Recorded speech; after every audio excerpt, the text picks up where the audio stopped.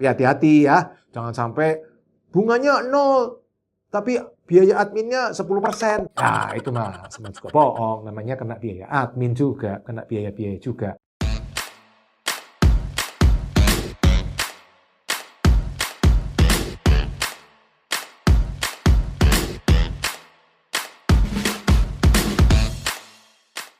Halo teman-teman, kita ketemu lagi di channel Pipo. Hari ini kita membahas tentang permodalan teman-teman. Ini bisa dipakai kalau teman-teman bisnis atau teman-teman berinvestasi atau apapun yang teman-teman cocok. Nah, hari ini adalah temanya adalah 10 permodalan tanpa bunga. Di mana kita bisa mendapat permodalan tanpa harus melalui proses yang ada bunganya. Nah, ini cocok untuk teman-teman yang mau bisnis ya. Nah, nanti mana yang cocok untuk teman-teman, silahkan teman-teman pertimbangkan. Yang pertama, teman-teman, yang pertama apa? Tabungan kita, teman-teman.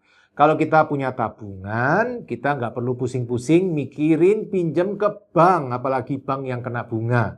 Tabungan kita di bank nggak dikasih bunga, kita malah pinjam bank kena bunga. Aneh menurut saya. Jadi salah satu alternatifnya adalah yang pertama adalah tabungan kita. Tentu teman-teman kita juga harus menyisihkan untuk kondisi darurat.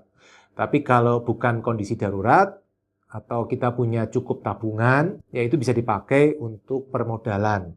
Baik permodalan bisnis maupun permodalan investasi. Karena teman-teman prinsipnya jangan berinvestasi pada uang. Uang itu hanya alat tukar, teman. Jadi jangan berinvestasi pada tabungan. Tabungan itu hanya untuk kondisi darurat. Nah, yang kedua, teman-teman, selain tabungan adalah keuntungan dari perusahaan atau bisnis. Ketika kita berbisnis, kita memiliki usaha, maka kita mendapat keuntungan.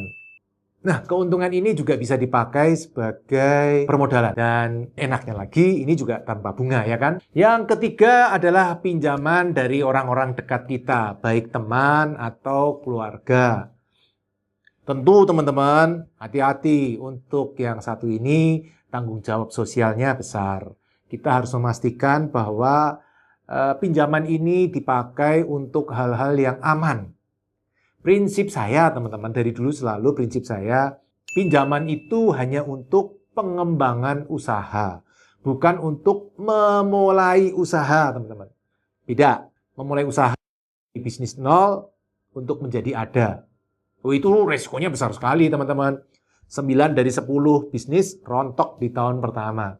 Tapi kalau pengembangan usaha, misalnya bisnisnya sudah jalan 2 tahun, sudah bagus, sudah kelihatan bentuknya, terus ingin kita kembangkan. Nah, itu pengembangan bisnis resikonya lebih kecil karena sudah punya market, sudah tahu cara berbisnis, sudah mengalami asam garam.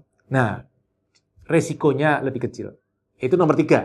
Yuk, sekarang kita pikir yang lebih susah lagi. Alternatif keempat adalah pinjaman-pinjaman dari produk bank yang tanpa bunga. Beberapa kali ada, terutama kalau berkaitan dengan promo. Misalnya promo kartu kredit 0% selama 2 tahun. Kalau belanja di toko online mana gitu, itu sering ada teman-teman.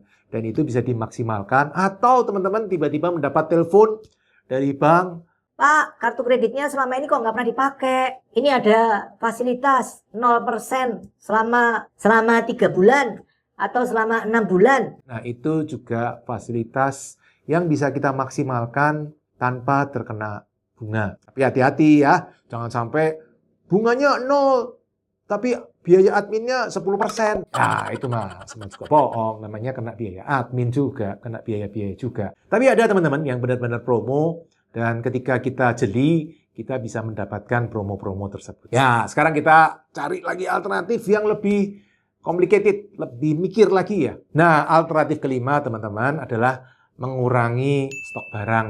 Misalnya kita berbisnis, stok di barang di gudang, di inventory kita tidak perlu terlalu banyak.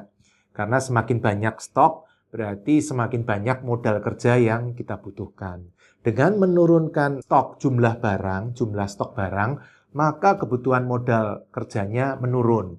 Bahkan malah bisa dijadikan uang, bisa dipakai pengembangan bisnis yang lain, atau untuk hal-hal lain yang memerlukan permodalan tanpa bunga ini. Nah, berikutnya teman-teman, yang nomor 6 adalah menjual stok-stok yang mati. Kadang dalam berbisnis, kita punya stok-stok yang tidak jalan. Mungkin kita sudah ketinggalan modelnya, mungkin warnanya nggak cocok dengan market, atau mungkin ukurannya yang tidak diminati orang. Nah, ini bisa kita jual murah untuk mendapatkan permodalan bagi kita. Daripada barang-barang ini nggak laku, tambah disimpan, tambah nggak laku. Syukur kalau tambah disimpan jadi barang antik ya. Tapi biasanya kan tambah disimpan jadi barang tidak laku, ketinggalan, malah tambah murah. Nah, itu bisa di-sale, situ kita bisa mendapat permodalan lagi. Nomor 7, kita bisa barter, teman-teman. Barang-barang yang tidak laku di kita, atau stok-stok barang yang kelebihan di kita bisa tuker. Mungkin dengan pengusaha toko lain, tukeran, Tempatmu laku tuh, tempatku nggak laku. Tapi tempatku yang laku, yang punyamu nggak laku tuh. Yuk kita tukeran barter. Sehingga kita tidak perlu modal kerja tambahan, kita bisa melakukan barter seperti itu. Solusi barter ini menguntungkan kedua belah pihak, baik kita maupun orang yang kita barterkan. Dan siapa tahu dari situ justru malah nanti berkembang menjadi kerjasama yang lebih baik, kerjasama yang lebih saling menguntungkan dan saling memperkuat. Nah, yuk sekarang nomor 8, 9, 10 ini benar-benar yang lebih mikir lagi. Oke, nomor 8, alternatif permodalan tanpa bunga adalah dengan meminta TOP atau membayar mundur supplier-supplier yang stok barang di kita. Jadi supplier-supplier itu yang tadinya kita beli cash, kita minta waktu mundur, katakanlah seminggu, 1 bulan, atau 3 bulan, atau bahkan bisnis-bisnis tertentu ada yang bisa sampai 6 bulan. Selama barang itu ada di kita dan kita belum melakukan pembayaran ke supplier, kita bisa menjual dan kita bisa mendapat permodalan. Tapi hati-hati teman-teman, sering supplier-supplier juga punya cara untuk menghitung. Pak, kalau Bapak bayarnya mundur 3 bulan, harganya segini. Kalau bayar cash, kita kasih diskon. Diskonnya 5%. Ya tinggal kita hitung-hitungan mana yang lebih menguntungkan. Apakah diskon ini lebih menguntungkan daripada kita pinjam bank misalnya. Atau lebih murah saya pinjam bank daripada ambil diskon ini. Ya, itu juga alternatif. Nomor 9 teman-teman, selain uang dari supplier, kita juga bisa mendapatkan permodalan dari customer. Loh, mana bisa Pak customer? Sering ada istilah inden teman-teman, ya kan? Beli dulu, bayar dulu, baru nanti barangnya datang. Atau tidak harus inden, bisa juga DP. Ketika orang membayar DP, maka kita sudah memiliki permodalan. Tapi hati-hati ya teman-teman, cara-cara seperti ini nomor 8, nomor 9 ini saran saya ya sama seperti bisnis umumnya. Keuangannya harus dijaga. Dipisah teman-teman. Uang pribadi dengan uang kantor, uang bisnis itu harus dipisah. Karena kalau nggak dipisah, rasanya uangnya banyak ya.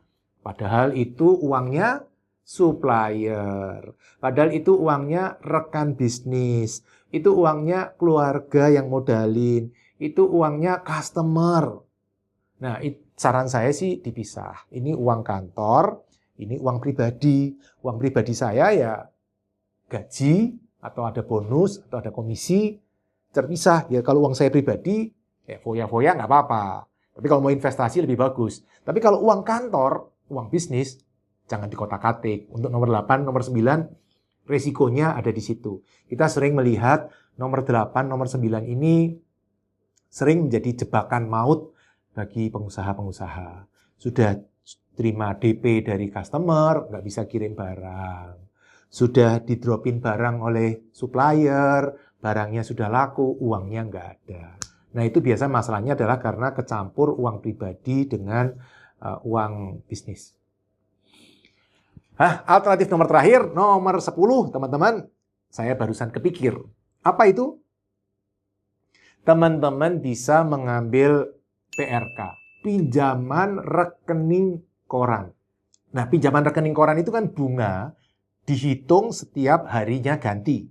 Jadi kalau pagi kita ambil pinjaman, kemudian kita bisnis, sore sebelum jam 24, uangnya masuk lagi, itu nggak kena bunga.